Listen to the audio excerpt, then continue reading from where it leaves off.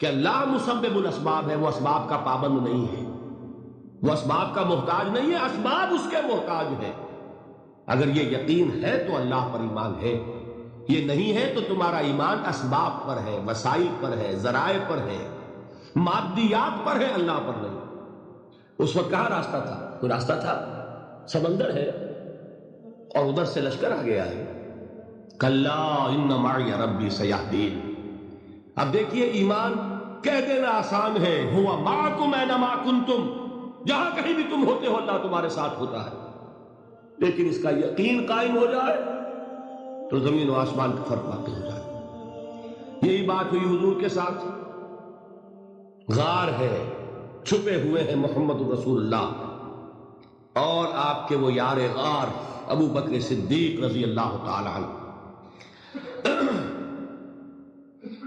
اقبال نے حضرت ابو بکر کی شان میں چند اشعار کہیں صرف، لیکن واقعہ یہ ہے کہ بھاری بھاری نظموں پر اور قصیدوں پر بھاری ہے، طویل ترین نظمیں اور قصیدے ہوں ان پر بھاری ہے۔ ہمتیں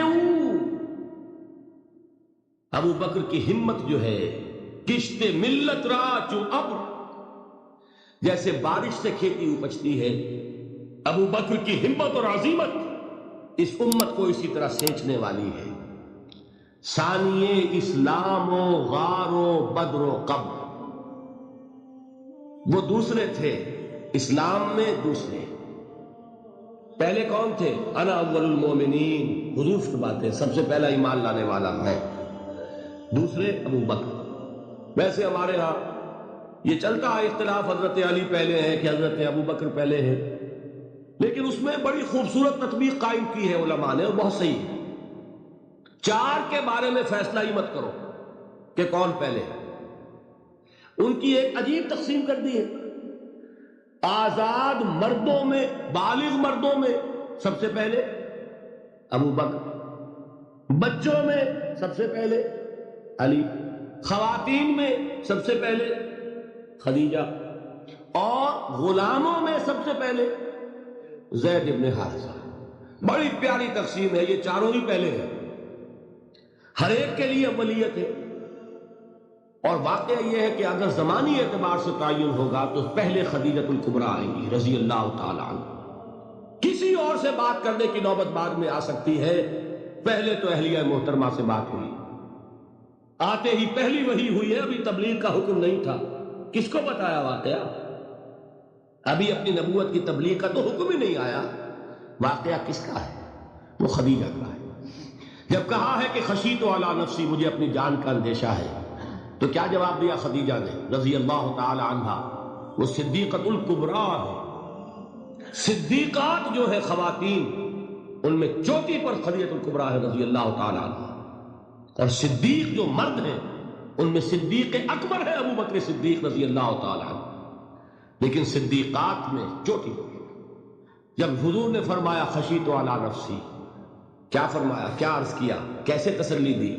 نہیں نہیں، اللہ آپ کو ضائع نہیں کرے گا، آپ غریبوں کے ہمدرد ہیں، آپ مساکین کے تکالیف رفع کرنے والے ہیں، آپ بیواؤں کی سرپرستی کرتے ہیں، آپ مسافروں کی خدمت کرتے ہیں، اللہ آپ کو ضائع نہیں کرے گا۔ یہ یقین ہے اس خاتون کے اندر۔ خیر وہ ایک علیحدہ بات ہو جائے گی۔ میرے دل پر حضرت خدیجہ رضی اللہ تعالیٰ عنہ کی شخصیت کا بڑا گہرا نقش ہے، جو وہ کوئی اور ہی وقت اور موقع ہوا تو بیان ہوگا۔ بہرحال اقبال نے ایک مصرے میں جو چار اولیتیں جمع کر دی ہیں، ہمتیں کشت امت را چو ابر، ثانی اسلام و غار و بدر و قبر۔ اسلام میں حضور کے بعد پہلے کون؟ ابو بکر۔ غار میں حضور کے ساتھ کون؟ بکر۔ بدر کی رات اللہ کا رسول سر بسجود، وہ جھاڑ، وہ گھاس پھوس کی جو جھوپڑی بنائی گئی تھی، اور وہاں تلوار ننگی لے کر پہرا دینے والا کون؟ ابو بکر۔ اور اس حجرہ عائشہ میں محمد کے بعد سب سے پہلے دفن ہونے والا کون؟ ابو بکر رضی اللہ تعالی عنہ صلی اللہ علیہ وسلم۔ وہ جو معاملہ میں سنا رہا تھا غار ثور کا، حضرت ابو بکر بھی حضور کے خیال سے لرز گئے ہیں۔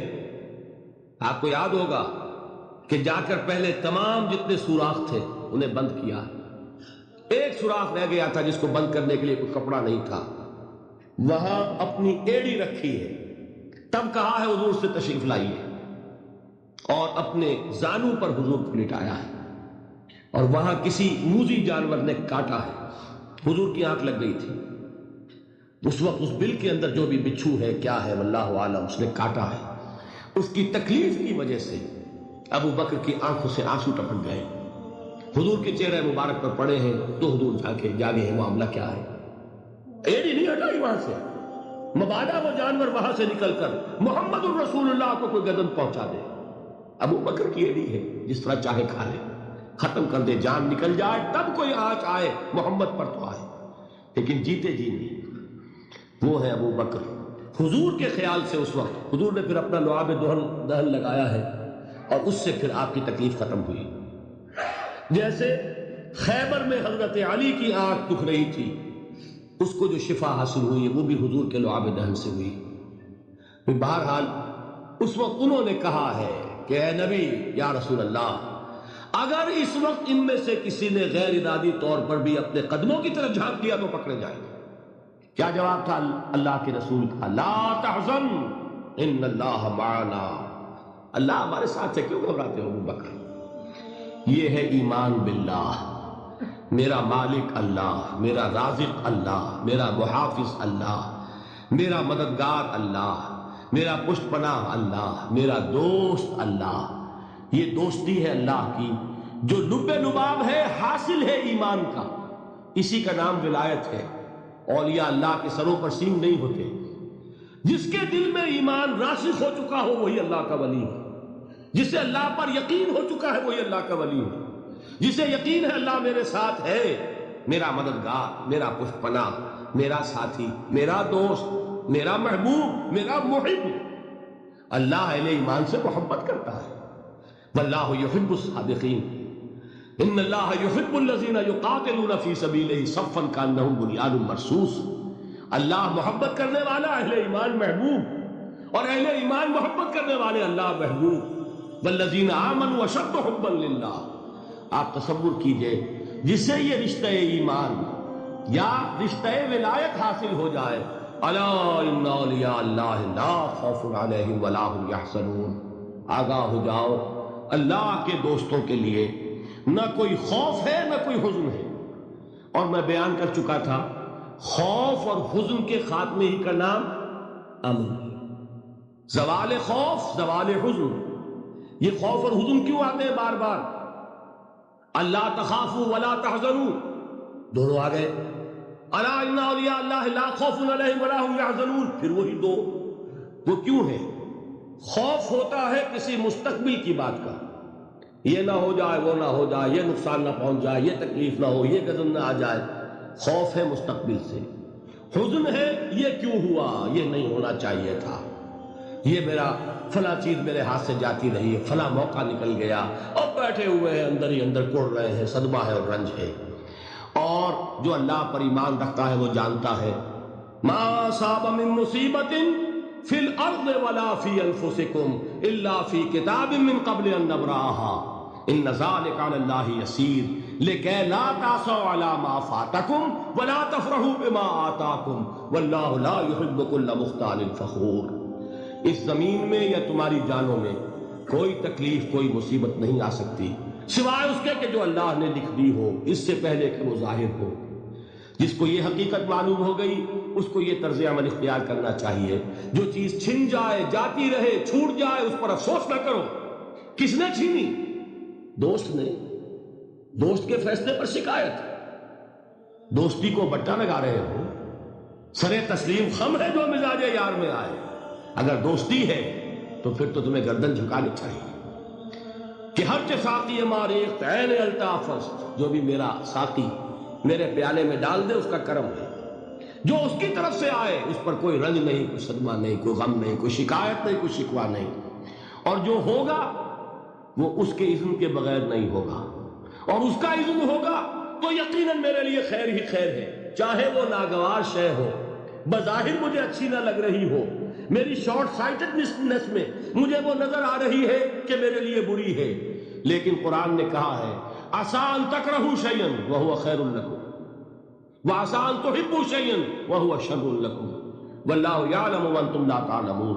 ہو سکتا ہے تم کسی چیز کو ناپسند کرو، دراحال ہے کہ اسی میں تمہارا خیر ہو، اور ہو سکتا ہے تم کسی چیز کو پسند کرو، دراحال ہے کہ اس میں تمہارا شر ہو۔ اللہ جانتا ہے، تم نہیں جانتے۔ جب مجھے یہ بات معلوم ہو گئی، میں نے اپنا معاملہ اللہ کے حوالے کیا۔ سپردم بے تو مایا خیش را دانی حساب کم و بیش را، اے رب جو تو چاہتا ہے وہ ہو، تیرے علم میں جو شے میرے لیے خیر ہے وہ ہو جائے، میری کوئی پسند نہیں، میری کوئی چاہت نہیں، یہ ہے راضی برضائے رب۔ اکبر الہآبادی نے اسے کہا ہے رضائے حق پہ راضی رہ، یہ حرف آرزو کیسا، خدا خالق، خدا مالک، خدا کا حکم تو کیسا۔ جب میں آ گیا بیچ میں، میری پسند، میری مرضی، میری خواہش، میری چاہت، یہی تو شرک ہے۔ ما شاء اللہ کان وما لم یشاء لم یکن، جو اللہ نے چاہا وہ ہوا، جو اس نے نہیں چاہا نہیں ہوا، اختیار اس کا ہے، میرا تو نہیں۔ رضائے حق پہ راضی رہے، یہ حرف آرزو کیسا، خدا خالق، خدا مالک، خدا کا حکم تو کیسا۔ اقبال نے اسے کہا ہے فارسی میں، اب آپ کہیں اس کا ترجمہ بھی کرو تو وہ مجھے ذرا اس وقت کچھ بہت ہی بدذوقی کسی بات نظر آئے گی۔ جائیے پوچھئے کسی سے جسے فارسی آتی ہو۔ برو کشید ز پیچا کے ہست و بود مرا، چے اقدہا کے مقام رضا کشود مرا۔ مجھے تو تمام پیچ و خم سے نکال دیا اس مقام رضا نے، میں راضی برضائے رب ہوں، جو فیصلہ اس کا میں اس پر راضی۔ تو کہاں کا حزن اور کس کا خوف، یہی زوال حزن اور زوال خوف، یہی ہے امن، یہ نتیجہ ہے ایمان۔ تو جان لیجئے یہ ہے لب لباب، یہ ہے حاصل ایمان کا، یہ ہے تو ایمان ہے، یہ نہیں ہے تو ایمان نہیں۔